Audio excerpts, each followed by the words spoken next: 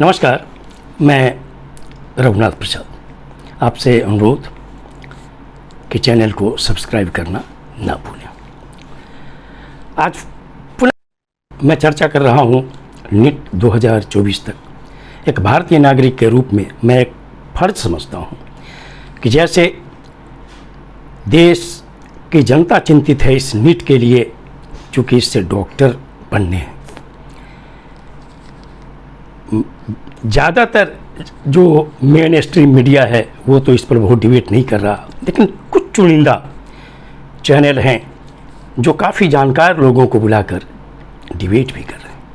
कल भी मैंने एक डिबेट सुना जिसमें इलाहाबाद हाई कोर्ट के रिटायर्ड जस्टिस श्री सतीश चंद्रा साहब थे और उत्तर प्रदेश के रिटायर्ड डीजीपी श्री विभूति नारायण राय, जो खुद एक अच्छे कहिए कि लेखक भी हैं।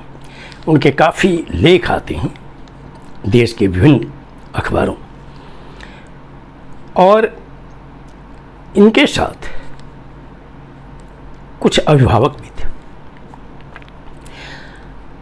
इन सभी लोगों का भी ये मानना है कि नीट 2024 में जिस तरह के तथ्य उभर कर आ रहे हैं, यह निश्चित तौर पर इसका निराकरण तुरंत होना चाहिए। अन्यथा जो एग्जामिनेशन लेने वाली संस्था है उस पर से विश्वास खत्म हो जाएगा लोगों का। और यहाँ पर मैं रेखांकित करना चाहूँगा कि दिनांक 18/6/2024 को ऑनरेबल सुप्रीम कोर्ट में वैकेशन बेंच में जो सुनवाई हुई है, और उस बेंच ने भारत सरकार के शिक्षा मंत्रालय और एनटीए को नोटिस जारी किया है कि सारे फैक्ट्स के साथ वो 8 जुलाई को हों। 8 जुलाई बहुत ही महत्वपूर्ण है इस देश के लिए, चूंकि एक मौका दिया है ऑनरेबल कोर्ट ने एनटीए को, एजुकेशन मिनिस्ट्री को,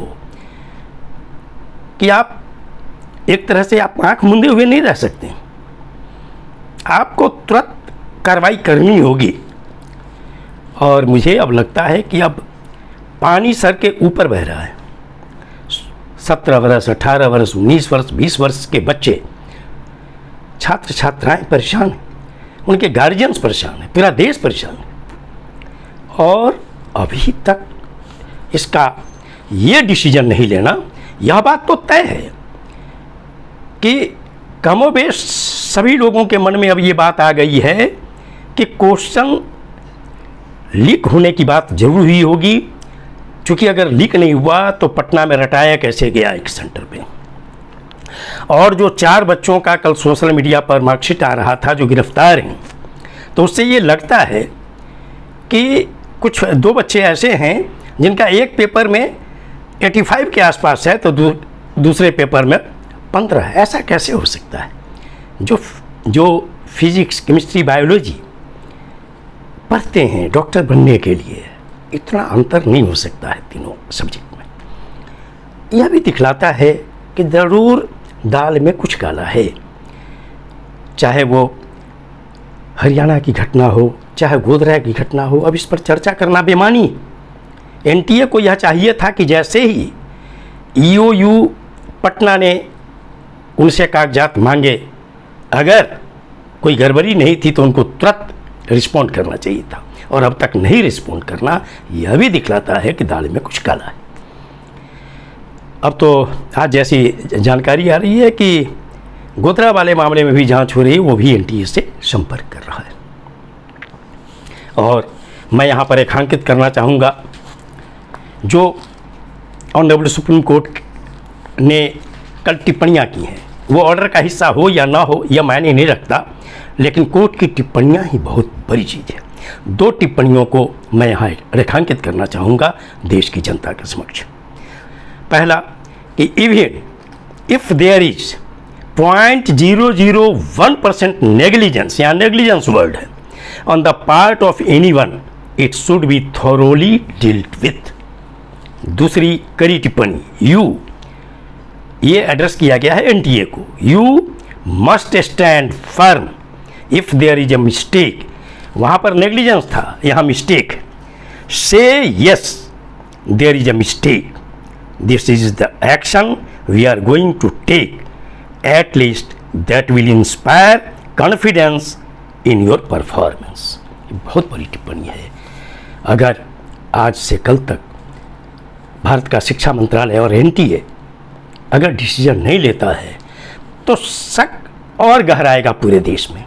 इससे बचना चाहिए भारत सरकार को।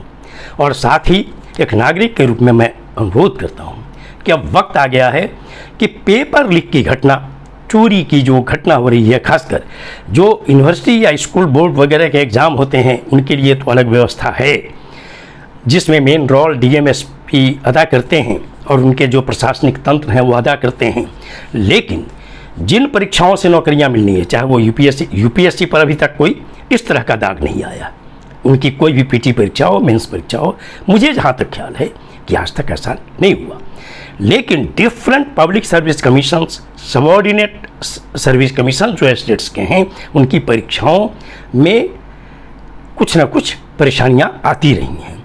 इसी तरह चाहे वो आईबीपीएस का एग्ज़ाम हो, रेलवे का एग्ज़ाम हो, एसएससी भारत सरकार का एग्ज़ाम हो, इन परीक्षाओं के लिए भी अब ये भारत सरकार को चाहिए कि एक हाई पावर्ड कमेटी से रिपोर्ट लेकर कि कैसे फुल प्रूफ एग्ज़ाम हो, इसके लिए एक डायरेक्शन अब जरूर इशू होना चाहिए। और सभी जो रिक्रूटिंग एजेंसी हैं या नीट और जेईई का एग्ज़ाम जो कंडक्टिंग बॉडी है, जिससे डॉक्टर और इंजीनियर आते हैं, ऐसी परीक्षाओं के लिए भी एक नीति बननी चाहिए और पूरे देश के कलेक्टर और एसपी को पूरी जवाबदेही देनी चाहिए, क्योंकि वे लॉ एंड ऑर्डर के सबसे बड़े अथॉरिटीज़ हैं, उनके साथ बहुत बड़ा तंत्र होता है। और डीएमएसपी जहाँ के अलर्ट होते हैं वहाँ पर इस तरह की कोई घटना घट नहीं सकती है। दूसरा कि अब एक फर्म डिसीजन भी होना चाहिए कि सेंटर कैसे इंस्टीट्यूशंस को बनाया जाए। कंप्लीटली मेरा एक सुझाव होगा कि फर्स्ट प्रेफरेंस जितने भी गवर्नमेंट संस्थान हैं, चाहे वो कॉलेज का बिल्डिंग हो, हाई स्कूल का बिल्डिंग हो और जो भी सरकारी शिक्षण संस्थान के बिल्डिंग्स हों, उनको फर्स्ट प्रायोरिटी दी जानी चाहिए। सेकंड में लेना चाहिए जो गवर्नमेंट के एफिलिएटेड इंस्टीट्यूशंस हैं। प्राइवेट इंस्टीट्यूशंस में जाने पर यह देखना चाहिए कि किनका रेपुटेशन किस तरह का है, वैसे प्राइवेट इंस्टीट्यूशंस को लेना चाहिए। लेकिन किसी भी स्थिति में मैं समझता हूं कि पॉलिटिकल पार्टीज़ के नेताओं के जितने भी इंस्टीट्यूशंस हैं, चाहे वो किसी भी पॉलिटिकल पार्टीज़ के हों, उनके इंस्टीट्यूशंस को तो कतई नहीं लिया जाना चाहिए।